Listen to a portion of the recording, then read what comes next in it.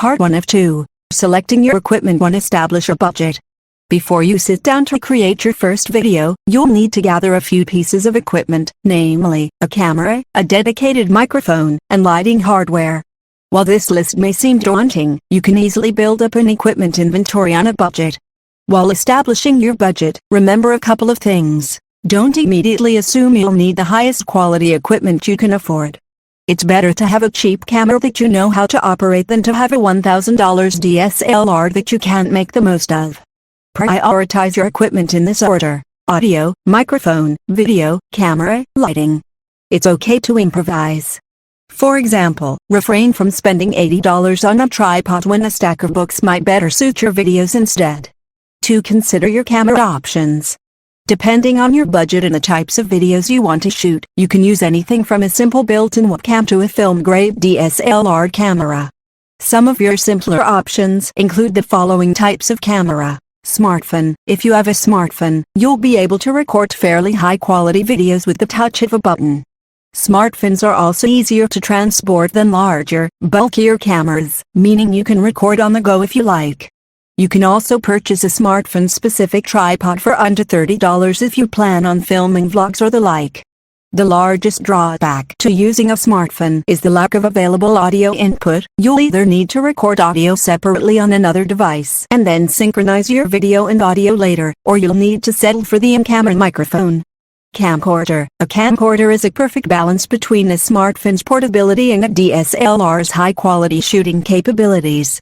You can purchase a camcorder that shoots in high definition, 720p or higher, for relatively cheap, around $120, but keep in mind that you may also need to buy an additional memory card to accompany it. DSLR camera, digital single lens reflex. DSLR cameras include a wide array of devices, but generally entail a high standard of quality. You'll want to tend toward high-profile brands like Canon or Nikon if purchasing a DSLR, but remember to ensure that your selected camera includes video recording as an option.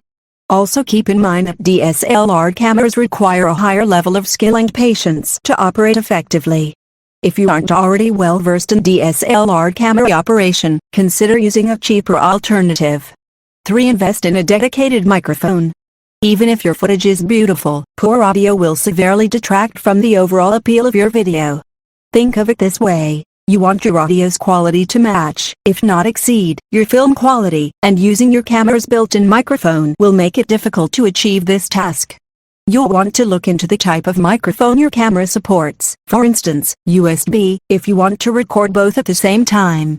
Audio-Technica and Blue Microphones are both reputable companies with a wide variety of stock from cheap, accessible microphones to studio-grade ones. Spending around $100 will net you a professional-sounding microphone. If you're working with a limited budget, consider opting for a cheaper microphone. Using a dedicated microphone can also minimize the amount of echoing and background noise in your video, since your microphone usually sits much closer to your mouth than your camera. Consider purchasing a pop filter to place over your microphone in order to reduce audio feedback during the editing process. 4. Get some lighting.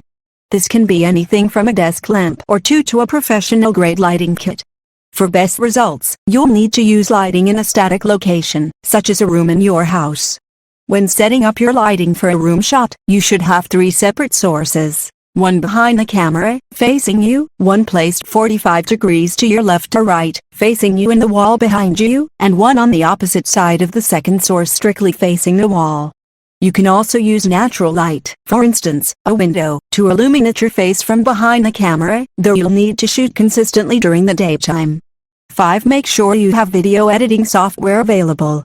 Most computers come with stock video editing software, for instance, iMovie or Windows Movie Maker. These will get the job done in a pinch, but you can easily download or purchase much more advanced software that will give you the control you need to produce a high-quality video.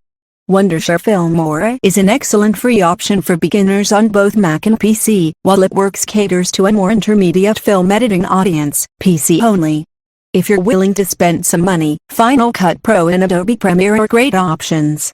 5. 6. Figure out your video's theme before you begin filming.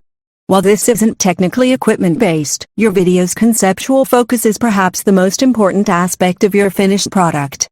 Before you sit down and press the record button, know the following things about the video you want to shoot: the subject of the video, the purpose of the video, your target audience, your script. Part 2 of 2. Shooting your footage. 1. Choose your background.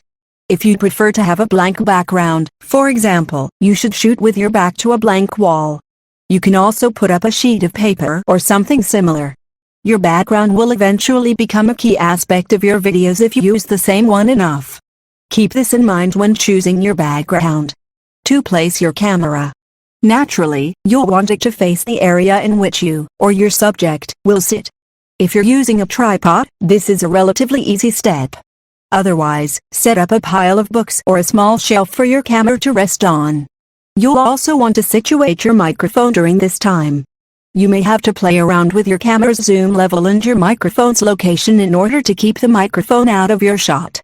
If you're filming with a smartphone, camcorder, or webcam, refrain from zooming in. Doing so constitutes using a digital zoom as opposed to the optical zoom used by DSLR cameras, that distorts the video quality. 3. Place your lights. Remember, you'll want 3 lights in different locations, one behind the camera, one to your left, and one to your right, for optimal visuals. While this is a good guideline, every room is going to mandate different lighting. You'll need to experiment a bit before you find the sweet spot. 4. Use the rule of thirds. This rule dictates that, given a set of 3x3 lines dividing the frame into ninths, the subject of your shot will fall somewhere on intersecting lines. This essentially means that you don't want to center yourself in your camera's frame. Instead, sit a little bit to the left or right. If you have a picture or something similar on the wall behind you, try sitting opposite of and below it for your shot. Most smartphones have a camera-related option that displays a 3x3 grid of lines on the screen while filming. 5. Make sure your shooting location is quiet before filming. Background noise is a huge detractor from the quality of your content. 6. Edit your video.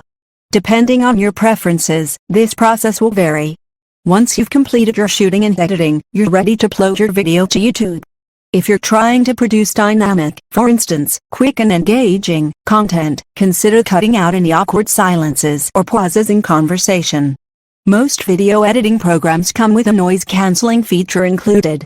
You can use this to lower the overall background noise in your video. This is also a good point for you to add music or other effects.